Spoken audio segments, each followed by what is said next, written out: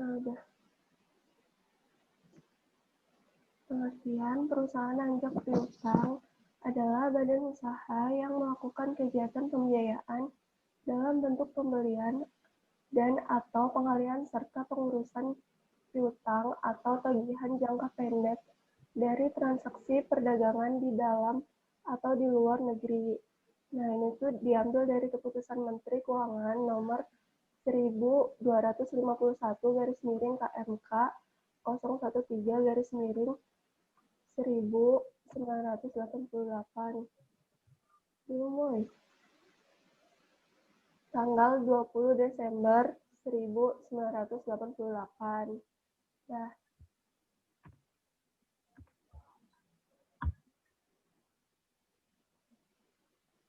kegiatan anjak piutang.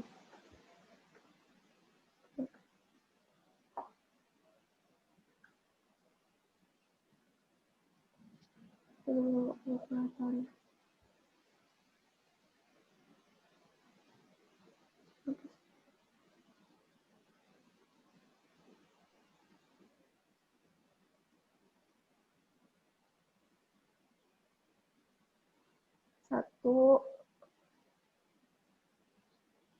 pengambil alihan tagihan suatu perusahaan dengan cara dibeli atau dengan cara sesuai dengan kesepakatan. Yang kedua, mengelola usaha penjualan kredit pada suatu perusahaan. Yang ketiga, penagihan piutang perusahaan klien. Ini menurut Benjamin Franklin, investasi dalam pengetahuan selalu membayar bunga terbaik. Lanjut dari peran anjak piutang dalam ekonomi. Dengan mengatasi kendala yang dialami dunia usaha, kehadiran lembaga keuangan anjak piutang akan memberikan suatu alternatif pemecahan masalah. Melalui anjak piutang, dimungkinkan bagi perusahaan-perusahaan untuk memperoleh sumber pembiayaan secara mudah dan cepat sampai 80% dari nilai faktur penjualannya secara kredit.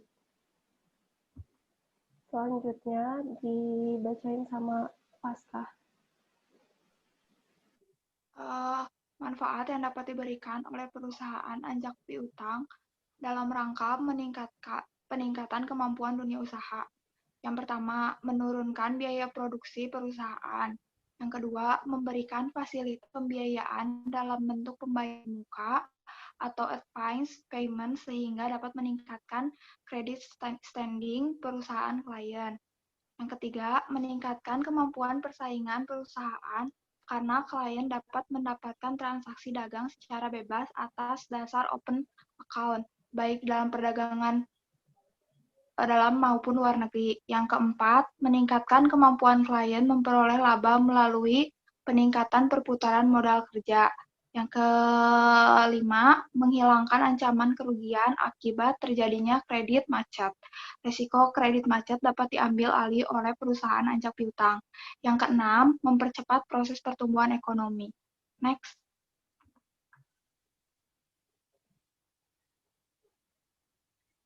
Selanjutnya di sini ada pihak-pihak yang terkait dalam anjak piutang.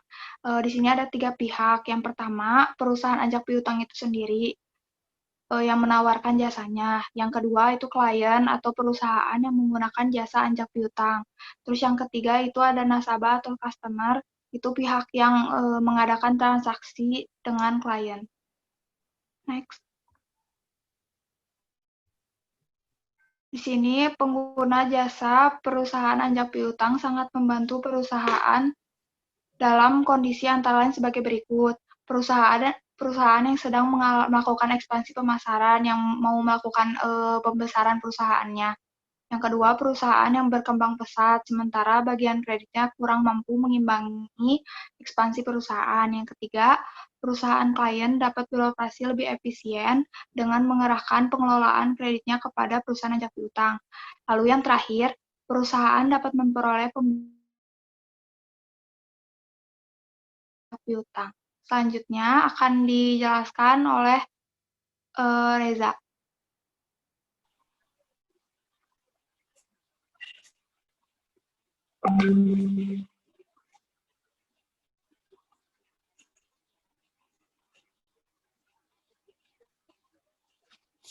Jenis-jenis anjak piutang berdasarkan full service factoring, yaitu memberikan jasa secara menyeluruh, baik jasa pembiayaan maupun non pembiayaan. Yang kedua, bulk, memberikan jasa pembiayaan dan pemberitahuan saat jatuh tempo pada nasabah, tanpa memberikan jasa lain seperti risiko piutang, administrasi penjualan, atau tagihan.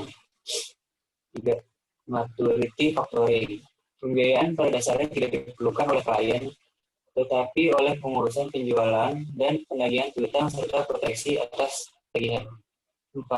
Finance factoring. Hanya menyediakan fasilitas pembiayaan saja tanpa ikut menanggung risiko atas piutang tak tertagih. Lanjut.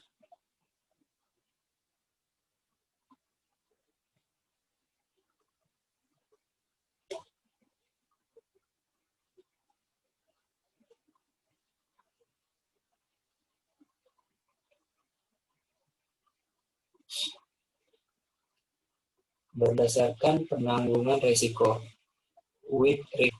Berkaitan dengan risiko debitur yang tidak mampu memenuhi kewajibannya, keadaan ini bagi perusahaan anjak piutang merupakan ancaman risiko. 2. Without recourse factoring.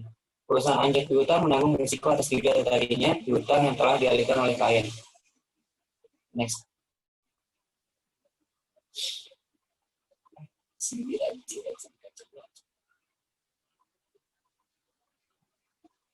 Berdasarkan perjanjian. A. Disclosure factoring. Pengalihan piutang kepada perusahaan anjak piutang dengan pengetahuan pihak debitur atau customer. B. Undisclosed factoring. Transaksi penjualan atau pengalihan piutang kepada perusahaan anjak piutang oleh klien tanpa pemberitahuan kepada debitur kecuali bila ada pelanggaran atas kesepakatan pada pihak klien atau secara sepihak perusahaan anjak piutang menganggap akan menghadapi risiko.